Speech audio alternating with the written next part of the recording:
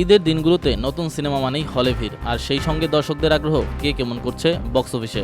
আজকের এই ভিডিওতে আমরা জানবো ঈদের তৃতীয় দিনের মাল্টিপ্লেক্স কালেকশন, শুধু 3টি আলোচিত সিনেমা নিয়ে, ইনসাফ, নীলচক্র আর তাণ্ডব। চলুন শুরু করা যাক। ইনসাফ সিনেমায় অভিনয় করেছেন শরীফুল রাজ আর তাসনিয়া ফারিন। একটা পলিটিক্যাল থ্রিলার ধাঁচের গল্প। প্রথমে খুব বড় হাইপ না থাকলেও ধীরে ধীরে অনেকেই হলে গিয়ে দেখেছেন। তৃতীয় দিনে মাল্টিপ্লেক্স রিপোর্ট বলছে ইনসাফ আয় করেছে প্রায় 37 লক্ষ টাকা। প্রথম দিনের তুলনায় আয় বেড়েছে, যা মোটামুটি ভালোই ইঙ্গিত। এরপর আসি নীলচক্র নিয়ে। এই ছবিতে আছেন আরিফিন শুভ আর মন্দিরা চক্রবর্তী। একটা সাসপেন্সধর্মী গল্প, আর নতুন নির্মাতার কাজ হিসেবে সারা কিছুটা হলেও পাচ্ছে। তৃতীয় দিনের কালেকশন অনুযায়ী নীলচক্র আয় করেছে প্রায় 25 লক্ষ টাকা। যদিও খুব বড় সংখ্যা না, তবে ধীরে ধীরে দর্শক টানছে। বিশেষ করে যারা থ্রিলার ধরনের ছবি পছন্দ করেন তারাই দেখছেন নীলচক্র। আর এবার আসি তাণ্ডব নিয়ে। এই সিনেমায় একদম স্টার ঝলমলে লাইন আপ।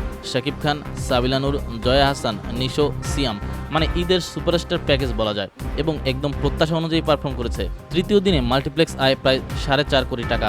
তবে এই ক্ষেত্রে কিছুটা সিঙ্গেল স্ক্রিনের কালেকশনও আমরা অ্যাড করার চেষ্টা করেছি। শুধু 3 দিনেই মাল্টিপ্লেক্স আয় প্রায় 13 কোটি টাকার কাছাকাছি। এই মুহূর্তে তাণ্ডব স্পষ্টভাবেই ঈদের বক্স অফিস চ্যাম্পিয়ন।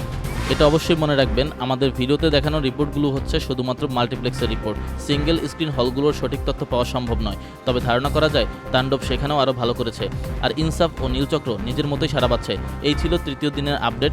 ভবিষ্যতে নতুন রিপোর্ট নিয়ে আবার হাজির হব। ভিডিও ভালো লাগলে অবশ্যই লাইক, শেয়ার এবং সাবস্ক্রাইব করতে ভুলবেন না।